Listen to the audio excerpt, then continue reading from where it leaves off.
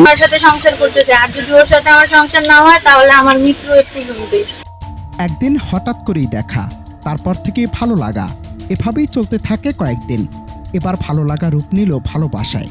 কিন্তু না, এটি পরকীয়া, কারণ আগে থেকে বিবাহিত ছিলেন ওই তরুণী। সে যাই হোক, প্রেমের মরা জলে যেন না ডুবে, তাই স্বামীকে তালাক দিতে বলেন তার প্রেমিক হাসনাইন। এখানেই শেষ নয়, পরকীয়া প্রেমিককে খুশি করতে স্বামীকে তালাকও দেন তরুণী নিপু বেগম। এরপর এভাবেই কেটে যায় কয়েক মাস। সম্প্রতি গভীর রাতে প্রেমিকাকে খুশি করতে উপহার নিয়ে তার সাথে দেখা করতে যান হাসনাইন এবং নিজেদের নিয়ন্ত্রণ রাখতে না পেরে জড়িয়ে পড়েন শারীরিক সম্পর্কে। কিন্তু বিধি বাম, তা দেখে ফেলে এলাকাবাসী এবং সম্মান বাঁচাতে তাদের দেয়া হয় বিয়ে। বিয়ে হলো, বাসর সাজানো, সবই ঠিকঠাক। কিন্তু বাসরঘর থেকে হঠাৎ পালিয়ে যান হাসনাইন। সে যে গেলেন আর ফিরলেন না।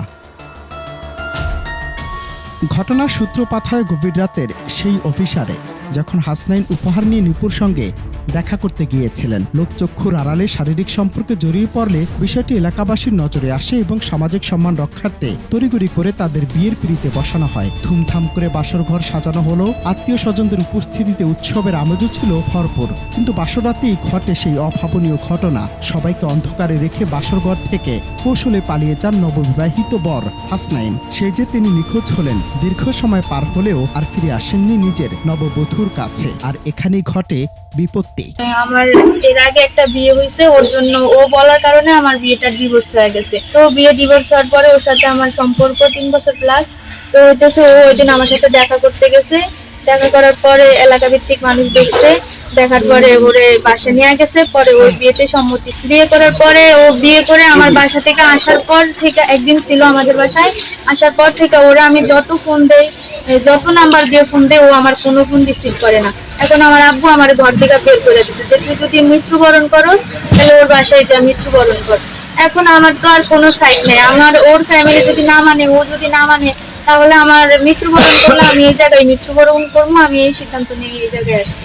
একটা সময় পরকীয়া প্রেমিক, এরপর স্বামী হওয়া হাসনাইনের এই রহস্যময় অন্তর্ধানের পর ঘটনা এখন মোড় নিয়েছে ভিন্ন দিকে।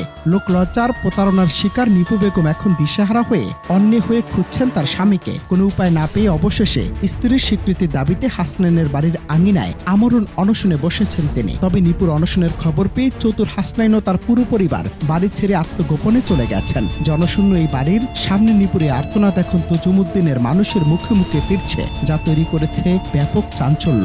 দ্বীপ জেলা ভোলার এই চাঞ্চল্যকর ঘটনা নিয়ে পুলিশ বলছে, অভিযোগ পেলে নেওয়া হবে যথাযথ আইনি ব্যবস্থা। অনন্ত হাসান মাসুদ, বাংলা টিভি।